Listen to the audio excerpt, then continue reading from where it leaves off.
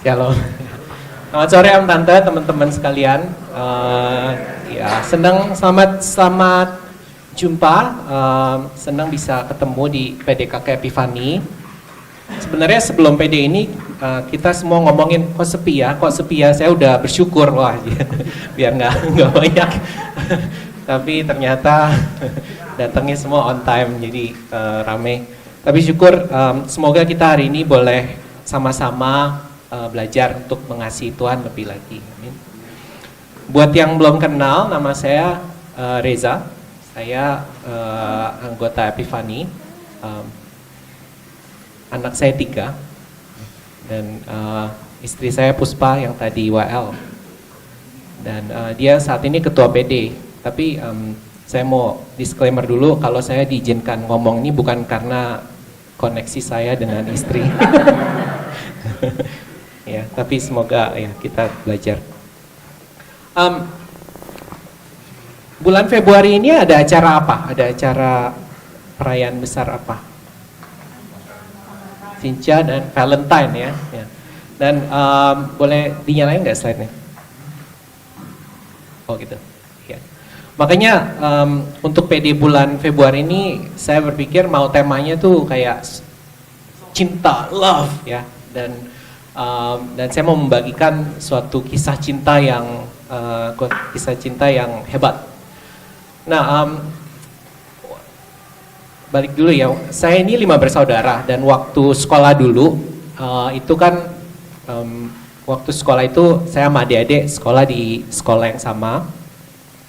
Dan terkadang itu saya keluar sekolahnya tuh lebih dulu, tapi disuruh nunggu sama mama papa karena adik-adik saya ada ekskul lah, ada les, ada apa gitu. Jadi akibatnya selama nungguin itu kan saya bosen. Jadi saya selalu tuh masuk ke perpustakaan. Dan kebiasaan saya itu di perpustakaan adalah baca cerita dongeng. Jadi ada yang Grimm Brothers, Snow White gitu ya. Itu sampai karena lama gitu ya, itu berapa tahun saya mesti gitu, akhirnya semua buku cerita di perpustakaan tuh udah habis saya baca gitu. Dan oleh sebab itu karena pengalaman itu saya senang sekali dengan cerita gitu ya. Dan hari ini saya mau membagikan firman itu bukan dalam bentuk pengajaran. Kan kita bisa belajar firman ada banyak bentuk, tapi hari ini saya mau cerita aja deh ya. Jadi nggak usah nyatet, nggak usah worry untuk menghafal, tapi coba kita nikmati the greatest love story, prophets and kings. Untuk setiap cerita pasti diawali dengan once upon a time. Ya.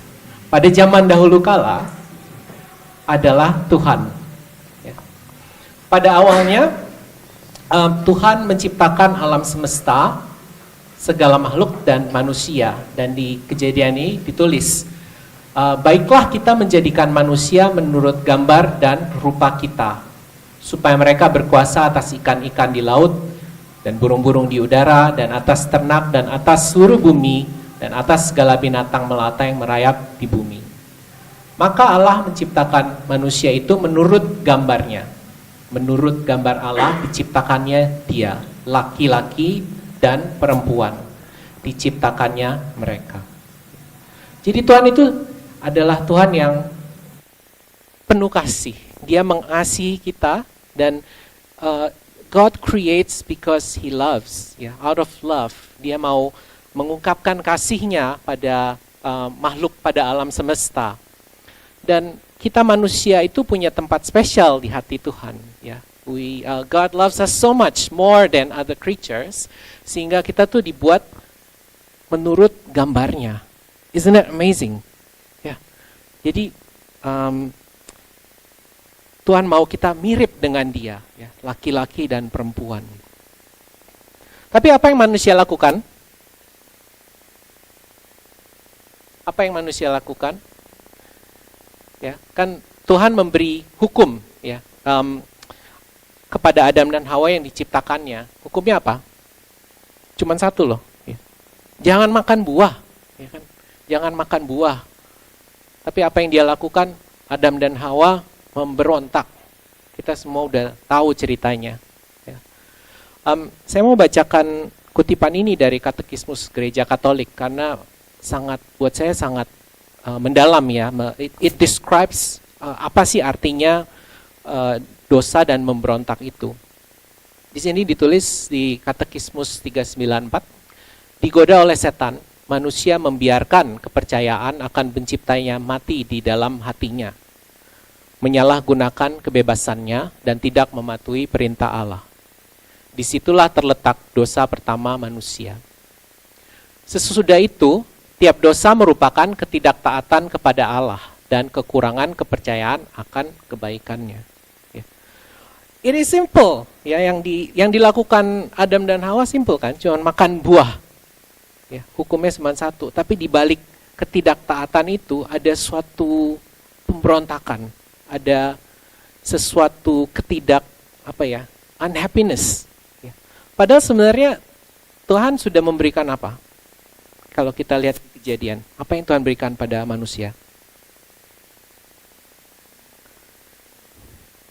Kuasa, ya, kuasa, suruh isi bumi, kuasa atas makhluk-makhluk. He gave us everything. Ya.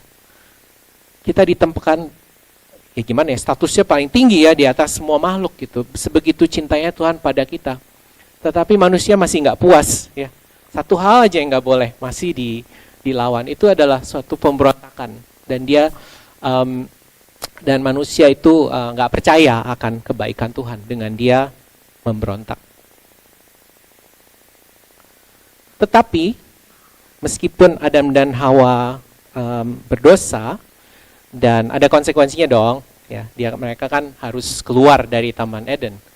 Tapi di sini Tuhan masih mengasihi manusia. Di Kejadian 3 ayat 21 ditulis saat mereka itu keluar ya, Adam dan Hawa. Dan Tuhan membuat pakaian dari kulit binatang untuk manusia dan untuk istrinya itu lalu mengenakannya kepada mereka. Ya, ini tanda Tuhan masih mengasihi manusia. Nah coba saya tanya, kalau Tuhan tuh membuat pakaian dari kulit binatang, itu gimana caranya? Iya, dibunuh dulu dong. Ya mungkin awal-awal saya mikir, oh apa Tuhan kan maha kuasa, magic gitu ya, bikin kulit gitu. Nggak, tapi Fafa benar. So, dibunuh dulu binatangnya. Dan maknanya apa? Ada yang tahu nggak?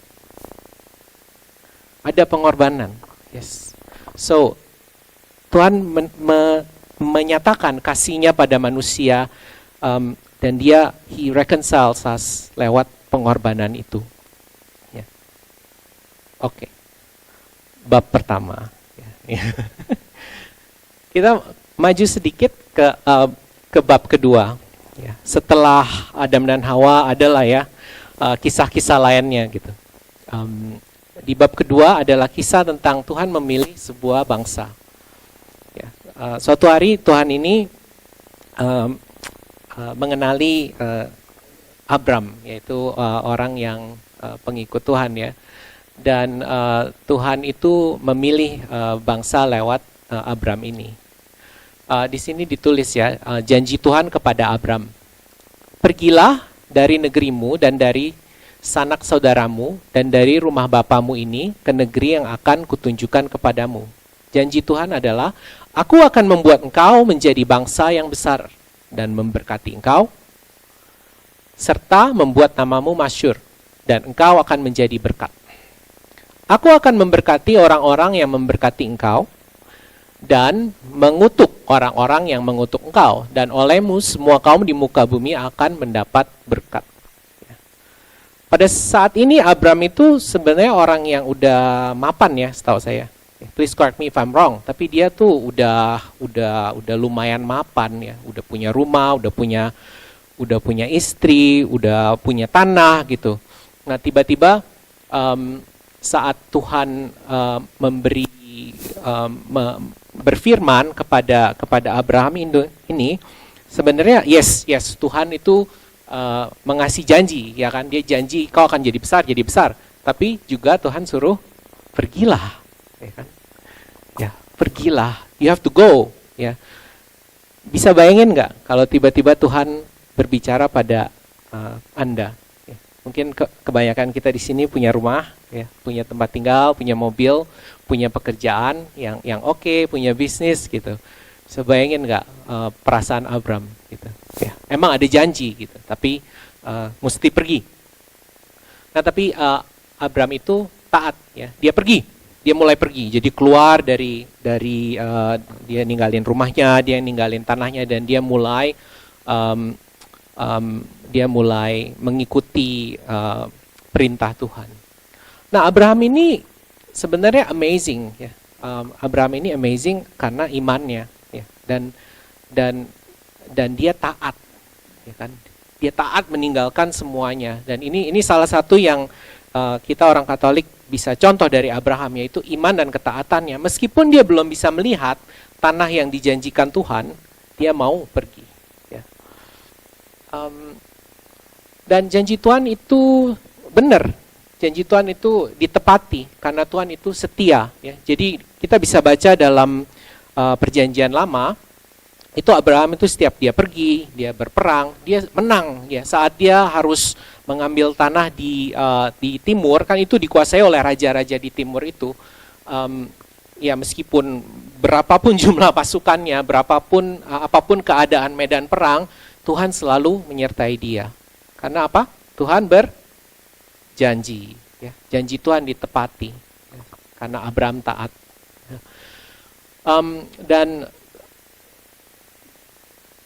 Dan karena Abraham taat, Tuhan itu tetap setia pada keturunannya juga, ya. Jadi bukan cuma pada Abraham.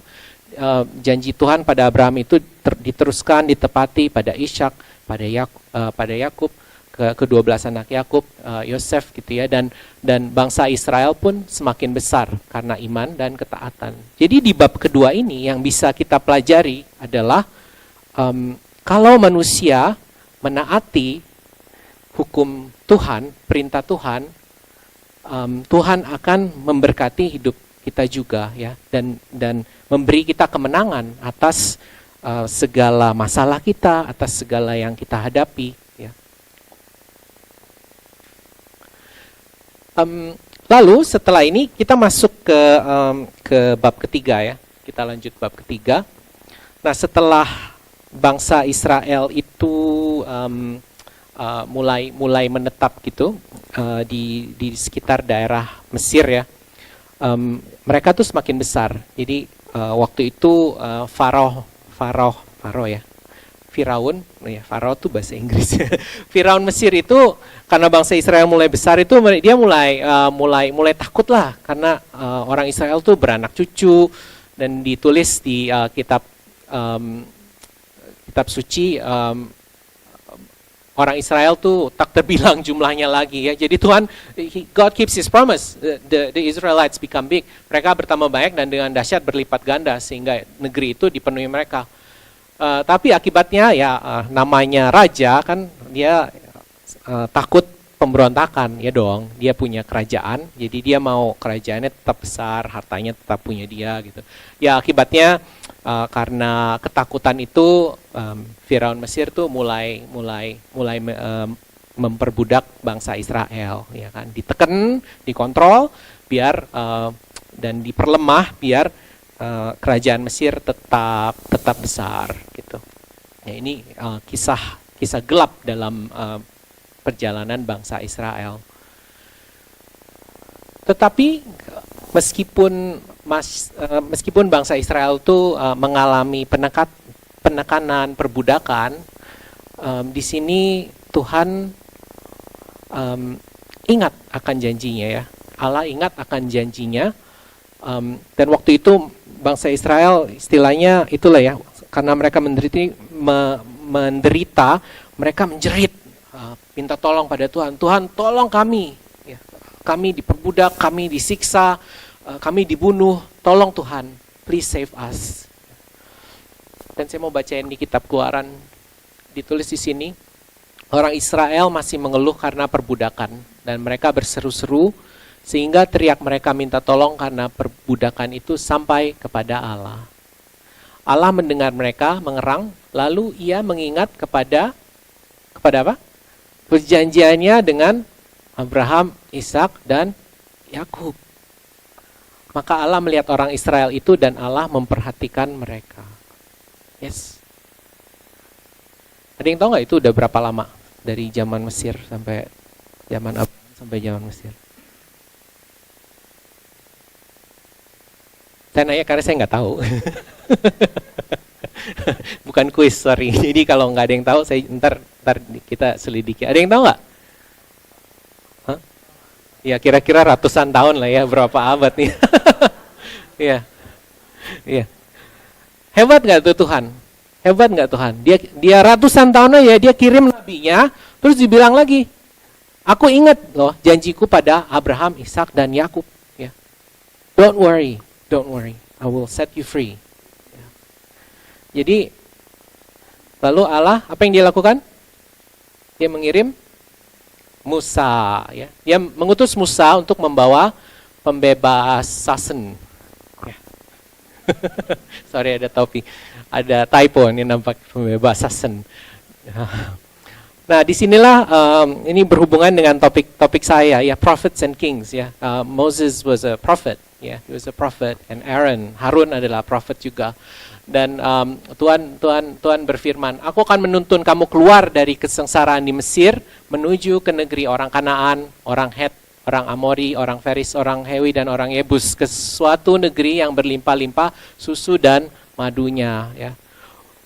Tuhan luar biasa, bukan saja dia mau membebaskan, ya kan bisa aja Tuhan, oke aku bebasin, ya udah cari rumah sendiri, ya kan? Nggak dia bilang, aku kan membebaskan engkau dan aku kan membawa kamu ke negeri yang berlimpah-limpah. Kau sudah bangsa ini sudah kubuat besar, aku kan membawa dia supaya dia diberkati dan berlimpah. Ya. Meskipun Adam dan Hawa sudah berdosa, ya enggak? Ya. Tapi apa yang terjadi? Bangsa Israel terus memberontak. Ya, ini kan kita maju aja lah ya. Kalau saya ceritain semua yang Musa lakukan itu akan jadi bosan. Tapi udah dikeluarin nih dari Mesir, bangsa Israel terus memberontak. Ada yang bisa share nggak pemberontakan bangsa Israel apa aja? Bukan cuma satu loh, apa aja? What did they do? Kerasan louder. Huh? Bikin lembu emas. Apa lagi? Apa yang mereka lakukan? Bersungut-sungut. Apa lagi? Kenapa? Minta mana, iya. Minta air, iya.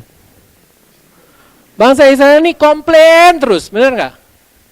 Coba bayangin anak kita. Kalau lagi lapar, ngapain? Ma, lapar.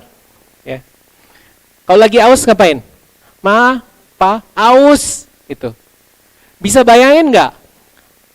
Kita punya anak kan cuma 1 atau 2 ya, atau saya 3 gitu. Bisa bayangin nggak?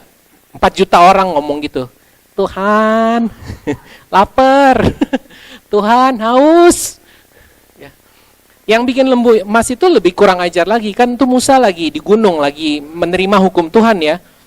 Mereka komplain kenapa? Kelamaan. Kata ini lama banget sih, Musa tuh nggak balik-balik gitu. Udah. Dan ya kalau orang bosen ngapain sih? Biasanya main game lah ya, atau ngelakuin something lah. Ini yang mereka lakuin malah ya kita bikin Tuhan lain lah gitu. Kita sembah ya. Kita sembah Tuhan lain lah, bisa sempet-sempetnya bikin lembu emas karena bosen. Ya. Ya. Makanya saya mau kasih contoh orang tua itu ya, bayangin anak kita. Bangsa Israel tuh kayak anak kecil gitu waktu itu. Terus memberontak. Setiap kali dia lapar, setiap kali dia haus, setiap kali dia uncomfortable, setiap kali dia merasa ya nunggu kelamaan gitu. Ya. Ups, kok nggak bisa? Ya, ya. Terus memberontak kan, kurang ajar. Tetapi apa yang Tuhan lakukan? Tuhan terus menetapi janjinya. Ya kan? Kita bisa lihat, teman-teman udah tahu lah kisahnya. Setiap kali bangsa Israel memberontak, ada penghukuman, tapi setiap mereka menyesal, Tuhan menerima kembali kan? ya, dan mereka berjalan terus di padang gurun gitu. Ya. Tapi Allah terus menepati janjinya. Sampai di sini ditulis ini saat sekitar akhir-akhirnya dalam perjalanan Exodus itu ditulis, demikianlah aku berikan kepadamu negeri yang kamu peroleh tanpa bersusah-susah dan kota-kota yang tidak kamu dirikan. Tapi kamulah yang diam di dalamnya, juga kebun-kebun anggur dan kebun-kebun zaitun yang tidak kamu tanami. Kamulah yang makan hasilnya. Dan pada akhirnya lewat Yosua mereka masuk ke tanah perjanjian. Benar kan? Ya. Allah menetapi janjinya. Buat aku ini kayak seperti Tuhan bilang, do you remember what I said?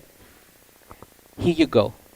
Lihatlah. Ya. Dan Tuhan meskipun berabad-abad berlalu, Tuhan tetap setia. Meskipun bangsanya tuh komplain gitu ya, dia dan memberontak, menyakiti hatinya, Tuhan terus menepati janjinya. Inilah bab 3. Ada pola ya, mulai ada pola ya, mulai ada pola. Ya, dimulai dari cinta Tuhan, pemberontakan manusia. Nah, waktu setelah bangsa Israel menempati tanah perjanjian, mereka kan mulai komplain lagi, Tuhan, kami mau raja. Waktu itu kan udah dibilang, ngapain raja? Kan aku sudah mengirimkan nabi-nabi dan aku rajamu, ya kan? Tuhan kan raja kita, tapi mereka masih nggak puas lagi. Dan kan dan akhirnya mereka mengangkat raja, dan di kitab suci juga ditulis ya, karena bangsa Israel tuh mengeraskan hati, ya udahlah gitu, ya udahlah diizinkan.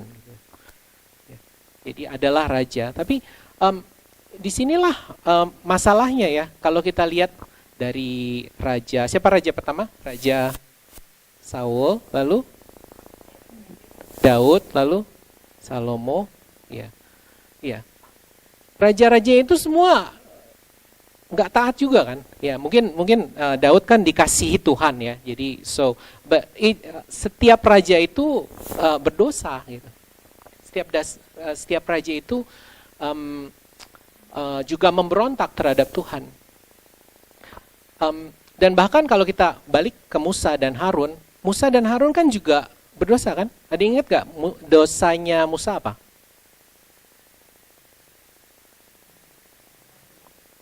Jangan Fafa terus dong. Apa? Dari sini?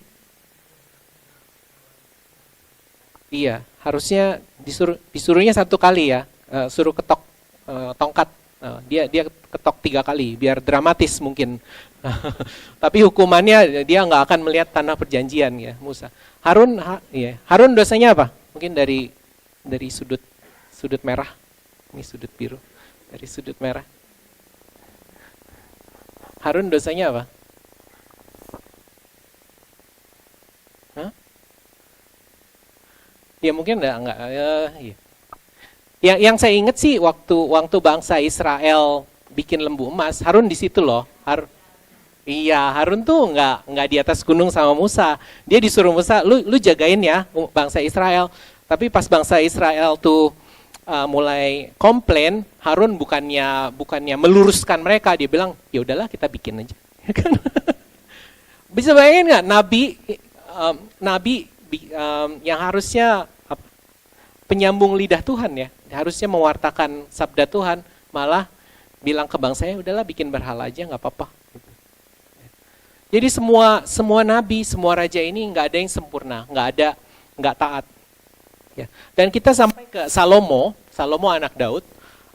Salomo tuh juga berdosa, tapi dosanya ini membawa suatu konsekuensi yang sangat berat ya, bukan buat dia atau keturunannya, tapi buat bangsanya juga. Konsekuensinya ini, Tuhan berfirman, oleh karena kelakuanmu, yakni engkau tidak berpegang pada perjanjian dan segala ketetapanku yang telah kuperintahkan kepadamu, maka aku akan mengoyakkan kerajaan itu daripadamu dan akan memberikannya kepada hambamu. Hanya pada waktu hidupmu ini aku belum mau melakukannya, oleh karena Daud ayahmu dan tangan anakmu lah aku akan mengoyakkannya. Ya, karena Dosa Salomo sungguh berat. Tapi di sini kita bisa lihat ada, meskipun Tuhan marah ya, meskipun Tuhan memberi penghukuman, ada kasih. Tuhan juga menunjukkan kasihnya. Ditulis, namun demikian kerajaan itu tidak seluruhnya akan kukoyakan daripadamu. Satu suku akan kuberikan kepadamu, kepada anakmu oleh karena hambaku Daud dan oleh karena Yerusalem yang telah kupilih. Oh ya, sorry. Jadi bab 3 sampai sini, bukan tadi. Inilah bab 3. Ya, kisah bangsa Israel. Nah, kita masuk ke bab 4. Adalah masa pecahnya kerajaan Israel. Jadi setelah, ya kira-kira setelah Tuhan berfirman seperti ini lewat nabinya, menyampaikan penghukuman untuk Salomo, sekitar tahun 926, kerajaan Israel terpecah menjadi 2. Jadi saat itu anak Salomo, yaitu Rehabeam, dia itu ya tetap nakal. Ya. Jadi dia tuh dalam menjalankan negara dan hukumnya, itu dia kan punya penasehat, penatua. Dan raja yang bijak tuh harusnya ngedengerin lah ya kalau dikasih advice sama advisernya. Tapi dia tuh nggak ngedengerin. Konsekuensinya tuh dia bikin kebijakan yang menekan rakyatnya. Nah, akibatnya apa? Ya masyarakat kalau ditekan nggak seneng dong, ya kan? Bayangin kalau tax kita tiba-tiba jadi 70% income tax. Berontak nggak? Berontak lah. Ya. Ya itu keadaannya itu seperti itu, dan karena dosa inilah ya, sekali lagi dosa ketidaktaatan sebenarnya, dan nggak mau mendengar, ada terjadi perpecahan. Ya, jadi terjadi firman yang Tuhan sampaikan kepada Salomo itu nubuatnya terjadi. Jadi 10 suku memisahkan diri dalam kepemimpinan Yerobeam. Sorry, ya, mata saya udah mulai mata saya udah mulai kayak nggak bisa nih, udah umur 40 ke atas, makin terlalu kecil. Iya, mesti multifokal. Iya, ngomong-ngomong kemarin nih saya sadar gitu loh, saya kan dari kecil tuh emang rabun ya, saya min 8, jadi nggak bisa lihat jauh, tapi setelah umur 40 baru nyadar, oh ngelihat dekat juga nggak bisa. Jadi sekarang saya ngelihat jauh nggak bisa, ngelihat dekat nggak bisa. Kira-kira kalau nggak pakai kacamata seginilah gitu. Ya nggak apa-apa, Tuhan mengasihi saya. Nah, oke. Gimana ya? Oke. Ya, jadi memberontak. Nah, dalam kisah film-film Hollywood biasanya kan ada protagonis dan antagonis, benar nggak? Jadi ada yang baik, ada yang jahat. Nah, kalau di sini Rehabeam itu yang jahat, harusnya yang 10 itu harusnya jadi protagonis dong, jadi baik ya. Ya kan mereka memberontak melawan ketidakadilan gitu, memisahkan diri. Tapi apa yang terjadi? Ternyata mereka juga, Yerobeam itu juga berdosa, sama-sama nggak taat. Ya. Jadi setelah memberontak itu, ini makanya menurut saya aneh nih logika raja-raja ini ya. Setelah mereka berontak, kan mereka lebih gede tuh, 10 suku.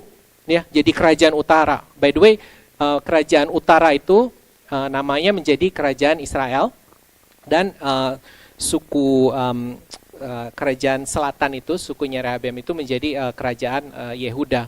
Jadi si Yerobeam ini meskipun udah lebih gede gitu ya, udah lebih gede, dia malah mulai khawatir, dia bilang, aduh, ini si Rehabeam ini anaknya Salomo nih, kan keturunan Daud kan diberkati. Ntar gimana kalau Tuhan sayang sama dia lagi? Gimana kalau dia bertobat, terus Tuhan tuh sayang sama dia, memberkati dia lagi, lalu dia menjadi besar lagi gitu, lalu kita kalah lagi gitu. Dia worry. Tapi apa yang dia lakukan? Membuat lembu emas. Bukannya malah, saya harus lebih kudus dari Tuhan. Enggak, dia bilang, ayo udahlah, saya bikin Oh sorry, saya lebih kudus supaya Tuhan mengasihi saya. Dia ya udah saya buat lembu emas deh. Jadi masalahnya Yeroboam ini justru ya setelah perpecahan itu dia membawa kerajaan utara itu menjadi lebih bejat dari bangsa Israel sebelumnya. Saya buka catatan saya ya. Jadi ditulis itu karena raja ini mengajak rakyatnya untuk menyembah berhala, dosa-dosanya itu makin parah. Jadi di kitab suci ditulis mereka menyembah berhala, mereka mulai melakukan pelacuran, banyak pelacuran. Ya, zaman dulu pelacuran itu banyak dilakukan dalam konteks penyembahan berhala ya. Korupsi, menekan orang miskin, banyak nabi-nabi palsu. Mereka mulai mengandalkan sihir, magic ya, dan ada penipuan. Ya. Parah, lumayan parah.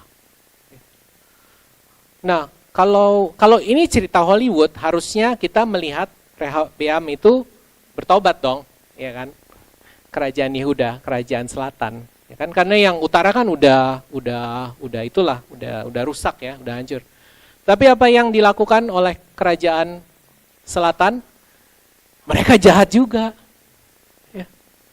Tapi menurut kitab suci mereka lebih raja-rajanya agak sedikit lebih setia lah. Ya. Nggak semuanya hancur. Kalau yang utara tuh udah lebih hancur gitu. Tapi tetap parah gitu. Ya, jadi itulah kehebatan manusia ya, bisa membuat hal yang bagus semakin bagus, yang hancur semakin hancur. Kita bisa lihat di bangsa kisah kerajaan utara dan selatan. Tetapi kisah belum berakhir di sini. Jadi sewaktu ada kerajaan utara dan selatan ini, ada seorang nabi, namanya Nabi Mika. Dia dianggap nabi kecil lah, bukan karena pendek, bukan karena pendek dan kecil dan mungil, tetapi ya karena he's a minor figure and he has his own book. Tuhan berfirman gini kepada Nabi Mika di saat kerajaan utara mulai menyembah berhala dan sudah percaya. Tapi semua dosa manusia masih tidak bisa menggagalkan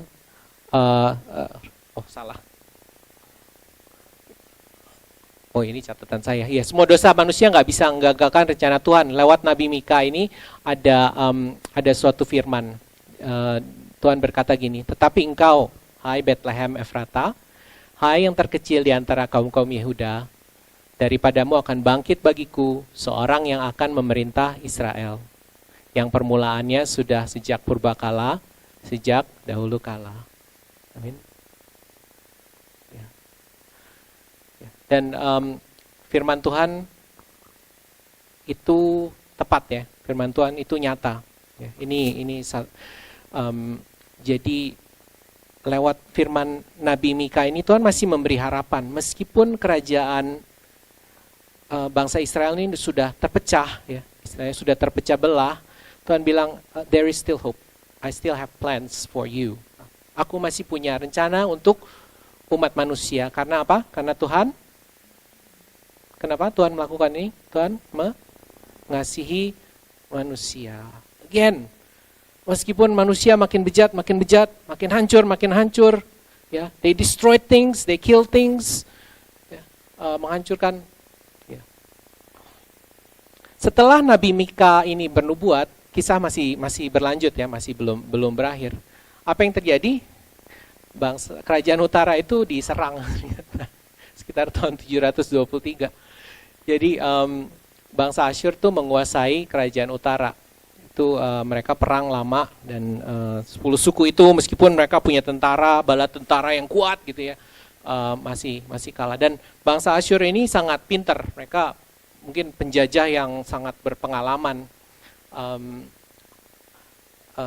Mereka itu kan setelah menguasai kerajaan utara, mereka nggak mau masyarakat ini nantinya memberontak lagi, ya kan? Bangsa Israel kan punya sejarah, udah diperbudak, ditekan, memberontak, ya kan? So I think they know, and bangsa Asyur ini melaksanakan suatu kebijakan di mana bangsa yang udah dijajah itu akan dipecah belah. Jadi orang yang tinggal di daerah itu semua dideportasi. Jadi disebar gitu. Disebar ke sini, disebar ke sono, dipecah belah lah, dipisah-pisah, lalu mereka masukin bangsa-bangsa baru ke daerah itu. Jadi istilahnya diambil alih lah, diambil alih. Dan inilah yang kalau kita lihat di Perjanjian Baru nanti, orang-orang yang tinggal di Kerajaan Utara ini adalah yang namanya bangsa Samaria, ya, yang sering disebut di Perjanjian Baru. Dan ini benar-benar terjadi. This is. Jadi cerita saya hari ini bukanlah cerita fiksi, ya, cerita non fiksi. This is history. Jadi 10 suku Israel yang ini kalau kita lihat di penelusuran sejarah dan arkeologi itu disebut the 10 lost tribes. Ya. Dan ada sebagian orang ini yang menjadi yang tinggal di daerah Arab gitu ya, dan banyak dari orang kerajaan utara ini yang menjadi orang-orang Islam sekarang dan orang suku-suku lain gitu. Ya. Jadi hancur, kerajaan Israel tuh hancur. Yang tersisa kerajaan apa? Yehuda, ya, kerajaan Yehuda. Ya. Nah, tadi kan kita udah lihat kan nubuat Nabi Mika kan, yang terkecil di antara kaum-kaum Yehuda daripadamu akan bangkit daripadaku. Oke, masih ada harapan dong, ya, bangsa Yehuda masih ada. Di sini juga Tuhan bilang ke Salomo kan, dan satu suku akan kuberikan kepadamu, ya. Jadi Tuhan berjanji akan dilindungi. Tapi apa yang terjadi? Kerajaan Selatan juga karena mereka tidak taat, tidak setia, sampai akhirnya sekitar tahun 597, 582 sebelum Masehi, kerajaan Selatan juga dikalahkan oleh bangsa Babel. Jadi pertanyaan saya, setelah 4 bab ini, apakah ini kisah tragedi? Ya. Menyedihkan nggak sih ya? Ya, menyedihkan nggak? Jadi dari Adam dan Hawa, ya, karena mulai makin besar, meskipun nggak taat, Tuhan masih setia, mengampuni, bahkan memberkati, makin besar, terus gak setia lagi, makin kecil. Jadi kalau kita sampai di titik ini, nampaknya semuanya hilang, sia-sia. Ya. Kalau film Hollywood biasanya yang akhirnya tuh sedih lah, gitu. Ya. Sad story. Gitu. Okay. Saya mau mengajak Om Tante dan teman-teman merenung sedikit dari cerita 4 bab ini yang sudah kita dengar ya. Ini mikrofonnya aku pakai yang wire aja ya, soalnya ini kayaknya naik turun dari tadi.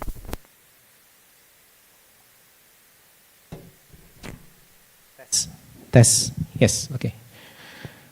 Seberapa miripkah kisah hidup kita dengan kisah bangsa Israel? Tuhan mengasihi kita, amin. Tuhan mengasihi kita. Ya, kita yang hadir di sini, saya yakin karena kita sudah merasakan Tuhan mengasihi kita. Tapi seberapa sering saat kita lapar, kita berteriak pada Tuhan, Tuhan lapar. Saat kita haus, atau saat kita nggak sabar. Berapa banyak dari kita yang berdoa pada Tuhan, terus belum dijawab, terus nggak sabar. Terus mulai, aduh kalau Tuhan belum jawab, saya manusia, saya harus berusaha dong. Berapa banyak dari kita yang lalu mencari solusi-solusi lain. Ya, misalkan, saya sakit, sama dokter nggak sembuh, doa nggak sembuh, ya udah deh ke dukun itu deh. Katanya dia punya terapi kristal yang bisa menghancurkan sel-sel kanker gitu, atau bisa menyembuhkan semua orang. Ya, mulai main tenaga dalam, atau ya ke kuil itu deh, atau ke gunung itu deh, ya, ntar dapat penyembuhan gitu. Mirip gak? Mirip ya?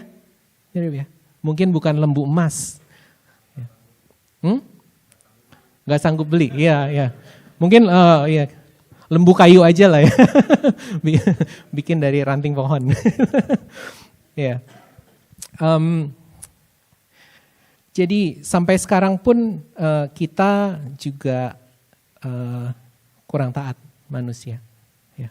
Meskipun Tuhan sudah baik sama kita.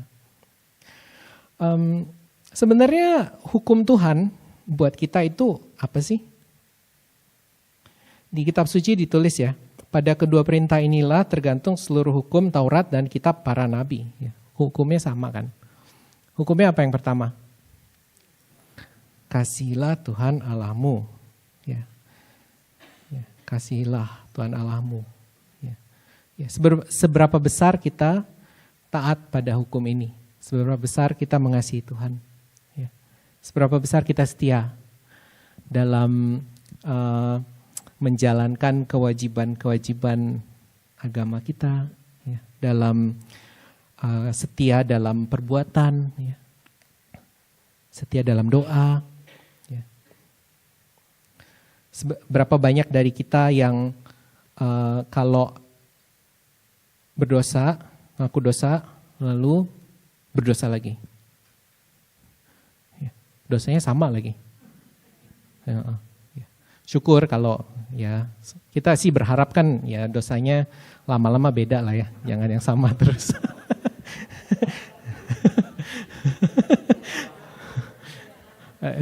Ya jangan ditambah maksudnya ya, jangan sama lah, yang beda dikit gitu, yang beda dikit, ya.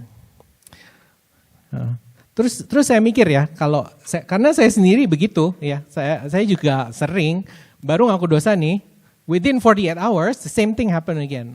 Aduh, masa gue mesti balik lagi sih ngaku dosa? Ya harus ya, kita harus akuin lagi. Tapi karena kita sebegitu lemah, seperti bangsa Israel gitu, baru menyesal, baru diampuni, berdosa lagi. Nah sekarang saya tanya ke istri deh, ya. Misalkan aku sebagai suami nih, ya, aku menyakiti hati kamu, sengaja gitu, lalu aku minta maaf, gitu ya. Oke, besok aku lakuin lagi, terus marah kan, saya bilang, oh iya sorry gitu. Besok aku lakuin lagi, terus aku minta maaf lagi, terus terus apa yang kamu lakukan kalau aku mulai seperti itu?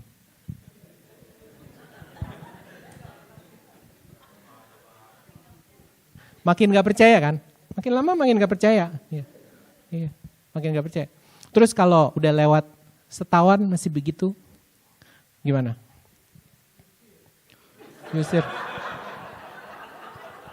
Sulit om, akte rumah adalah 50-50 kita. Legally nggak boleh saya di kick out. Udah setahun, udah 2 tahun masih gitu gimana? Hah?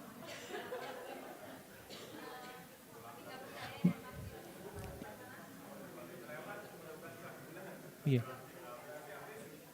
Sikapnya berubah, ya kan? Nah, nyembah berhala itu kayak nyeleweng, ya kan? It's adultery against God. Nah, kalau dalam bidang kesehatan, ya kalau ada pola seperti ini gitu, seseorang melakukan kesalahan atau melukai, minta maaf, melukai lagi, itu apa namanya? Abuse. It's called abuse. Ya, kalau dalam situasi kekerasan rumah tangga, ya, in domestic violence situation, that's what happens. Ada satu pihak yang melukai satu pihak, lalu menyesal, minta maaf, dilakuin lagi, menyesal, minta maaf, dilakuin lagi, menyesal, minta maaf, dilakuin lagi, dan akhirnya you get stuck in that relationship, ya. Jadi in a way saya mikir, well, what are we doing to God saat kita berdosa? Apa yang kita lakukan pada Tuhan? Pernah pikir nggak? Saat kita lakuin dosa yang sama. Mungkin buat kita manusia setelah ngaku dosa kan udah lega, ya kan? Ya, tapi kalau kita coba lihat apa yang kita lakukan dari perspektif, dari sudut pandang Tuhan, it can be like abuse. Ya. It can be like abuse. Ya.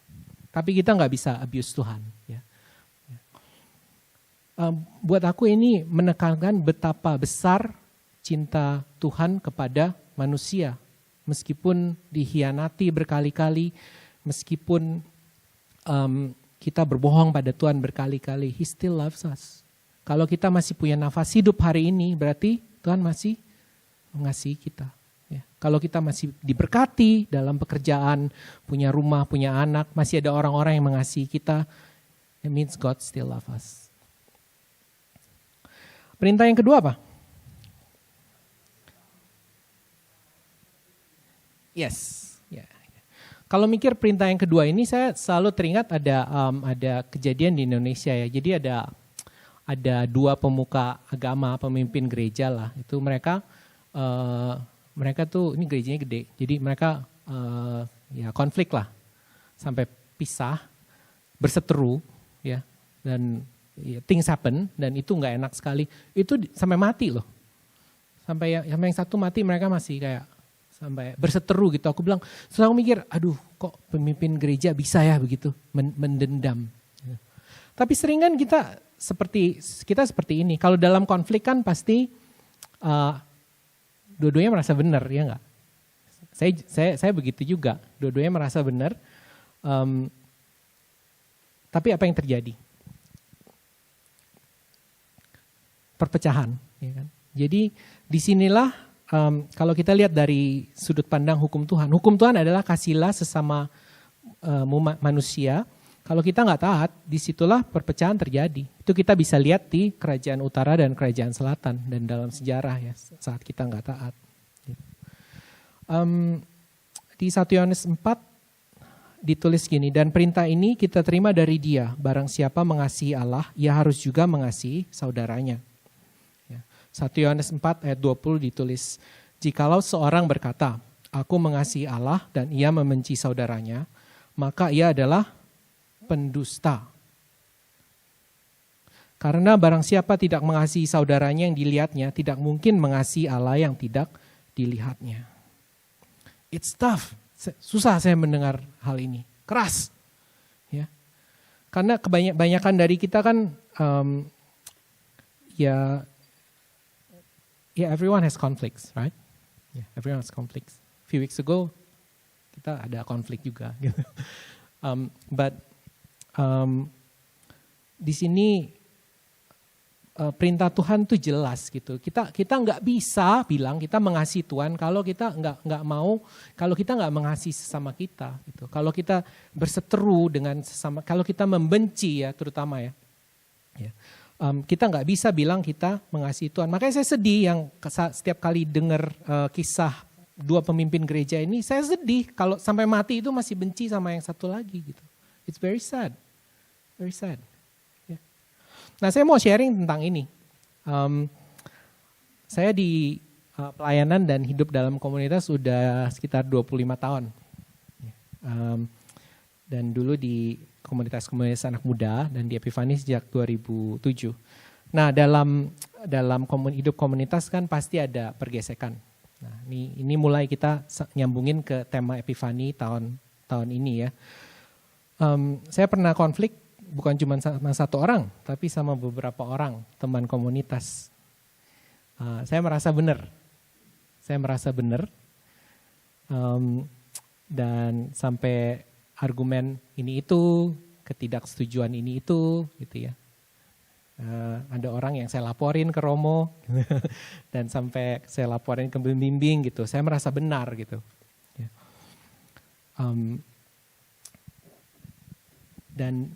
Dan saya sampai kecewa gitu. Saya sampai kecewa ke Tuhan. Tuhan, kalau saya benar, orang itu salah. Kenapa lu biarin orang itu seperti itu? Why are you letting these people be in your church?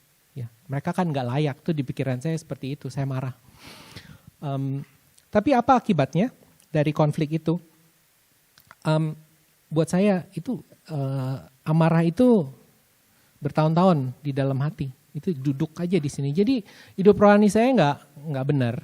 Ya, saya marah-marah sama Tuhan, saya marah-marah sama teman komunitas itu, dan saya pelayanan masih pelayanan, tapi nggak ada buahnya. Ya. Morat-marit lah gitu. Jadi it's messy. Jadi pada akhirnya kalau kita tidak taat sama hukum Allah untuk mengasihi sesama, meskipun kita bilang saya mengasihi Tuhan, nggak ada damai karena ketaatan kita tetap tidak taat.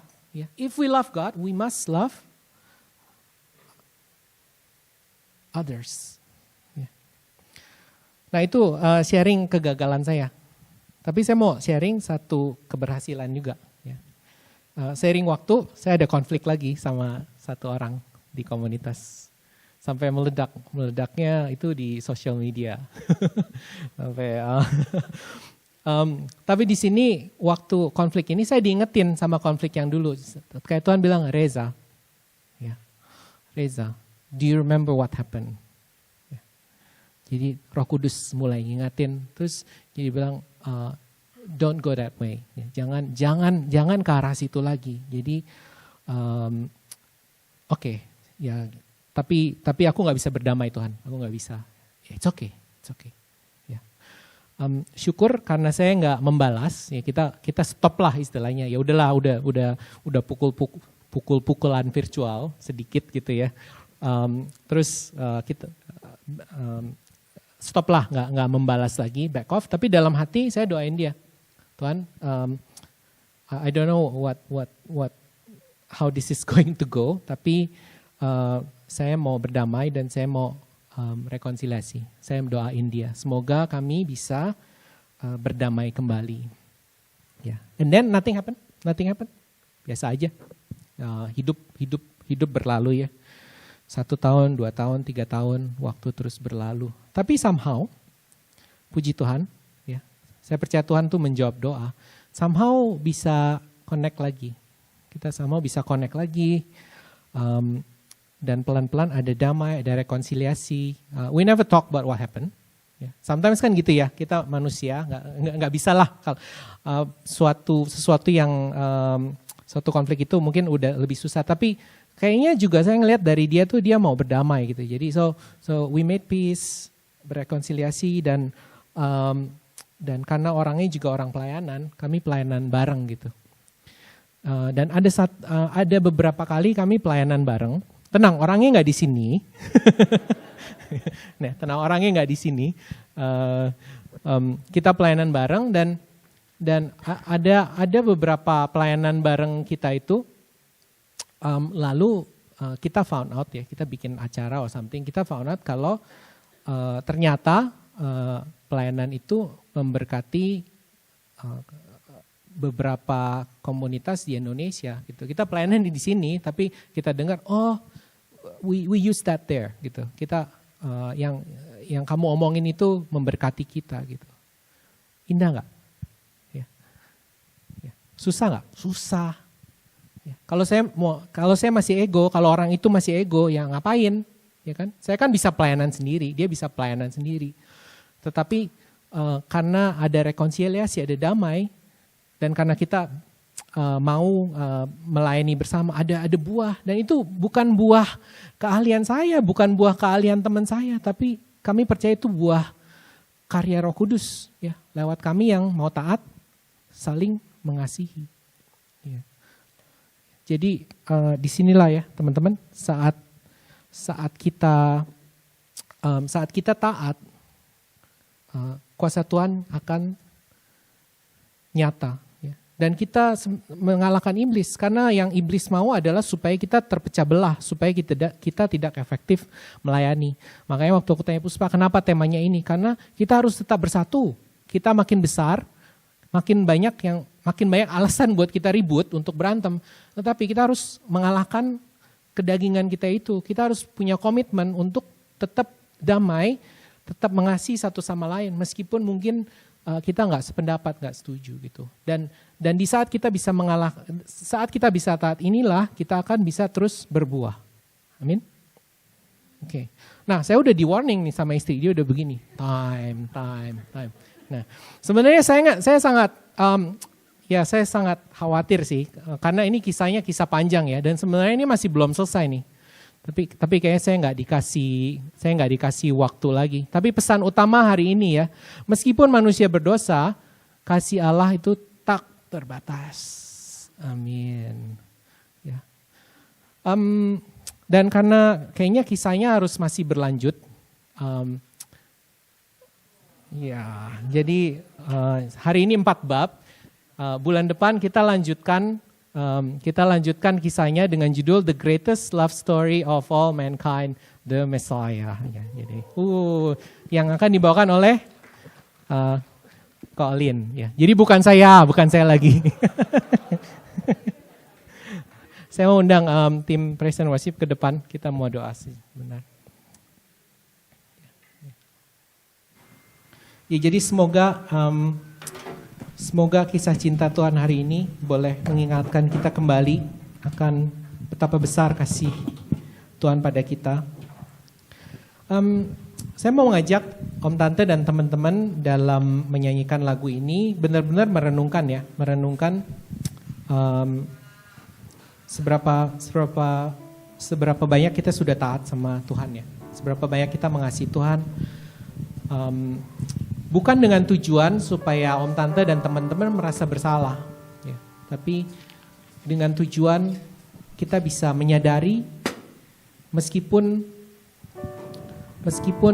kita jahat, meskipun kita berdosa, Tuhan baik, Tuhan lebih mengasihi kita dan it doesn't matter seberapa besar pun dosa kita, kasih Tuhan itu lebih besar dari semua dosa kita. Amin. Mari kita mau berdoa dalam nama Bapa dan Putra dan Roh Kudus. Bapa di surga, kami mau bersyukur atas kebaikan-Mu yang Kau nyatakan dalam perjalanan hidup bangsa Israel, yang Kau nyatakan dalam lewat nabi-nabi, lewat raja-raja zaman dahulu. Kami bersyukur kalau dari kisah ini kami bisa menyadari betapa fragile, betapa rapuh, betapa lemahnya kami manusia yang terus-menerus berdosa, terus-menerus memberontak. Tetapi dosa kami itu gak pernah bisa menghalangi kasih-Mu Tuhan. Kau melakukan intervensi-intervensi. Meskipun bangsa Israel makin kecil, masih ada jalan untuk keselamatan, masih ada jalan kasih-Mu. Kasih-Mu gak bisa padam ya Tuhan, betapapun beratnya dosa kami. Dan oleh sebab itu saat ini kami mau merenungkan kesetiaan-Mu dan menyembah Engkau, Bapa yang setia. Kau setia, Bapa, Kau mulia, tenanglah jiwaku, aman bersamamu.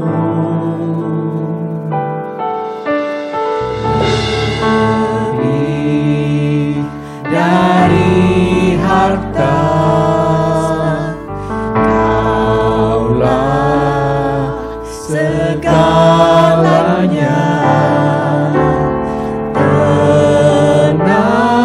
tenanglah jiwaku dalam hadirat-Mu.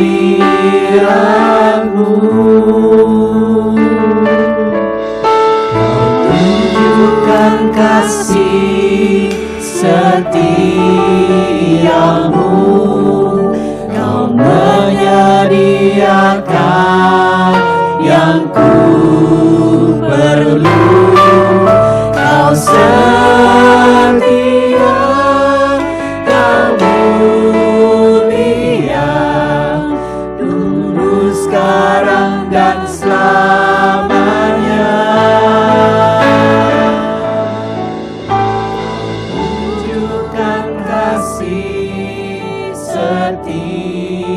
Setiamu, Kau menyediakan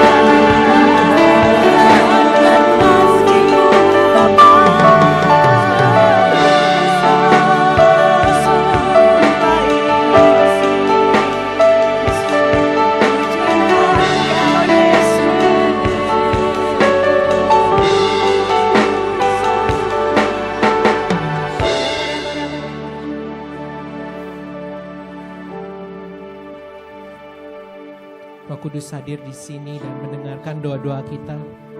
Mari kita sejenak di dalam hati ungkapkan isi hati kita. Mungkin itu ucapan syukur, mungkin itu ungkapan tobat.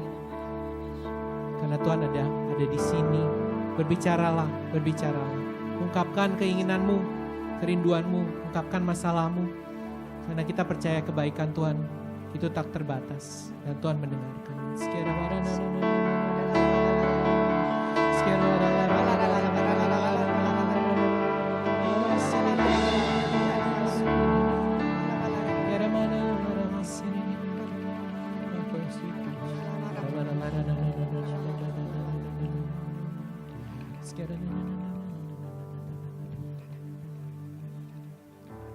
Ya Tuhan, Kau mendengar doa umat-Mu. Doa syukur karena Engkau baik. Doa penyesalan karena dosa-dosa kami.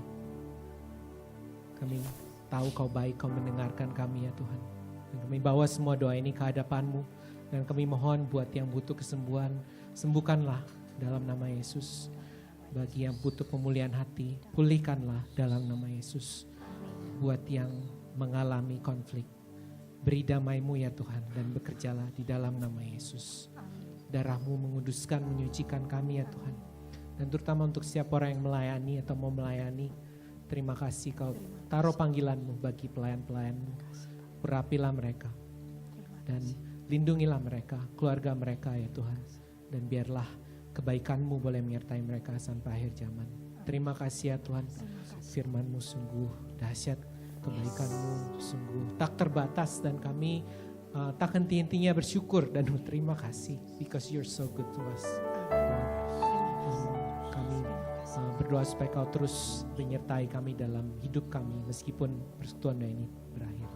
Terima kasih ya Tuhan. Terima kasih. Kemuliaan bagi Allah Bapa dan Putra dan Roh Kudus. Daripada permulaan, sekarang, selalu dan sepanjang segala. Amin. Amin.